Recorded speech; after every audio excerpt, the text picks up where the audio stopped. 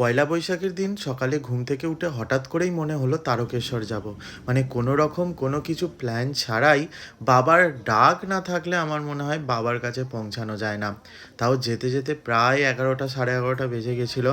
মন্দির বন্ধ হয়ে যাবে বললো 12টা 12:30টায়, সেই জন্যে চটজলদি দুধপুকুরে এখানে হাত পাটা ধুয়ে নিলাম, নিয়ে পুজোর ডালা নিয়ে ভেতরে চলে গিয়েছিলাম বাবাকে পুজো দিতে। সবথেকে বড় কথা হলো যে এখানে আমি এত বছর ধরে আসছি, কিন্তু এই বছর প্রথম দিন, বছরের প্রথমটা দিন যেভাবে আমি পুজো দিলাম, মানে এখানে দেখতে পাচ্ছেন যে কি প্রচণ্ড ভিড়। পয়লা বৈশাখ বলে পয়লা বৈশাখের দিন যথেষ্ট ভিড় দেখতে পাচ্ছেন এখানে। যা হোক করে বাবাকে পুজো দিয়ে বেরিয়ে পড়লাম।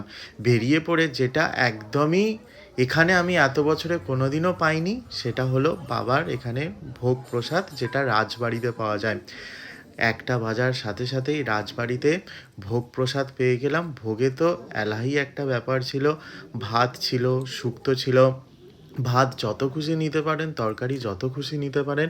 এরপর ছিল ডাল, আলু পোস্ত, চাটনি, সমস্ত কিছুই কিন্তু দারুণ ছিল। মানে বাবার ভোগের মানে ব্যাপারটাই আলাদা। এরপর বিকেলে বাবার ভোগের আরতি দেখে বাবার যে ভোগ প্রসাদ হয় পায়েস, সেটা নিয়ে বাড়ি চলে এলাম। সকলে মিলে বলুন জয় বাবা তারকনাথ।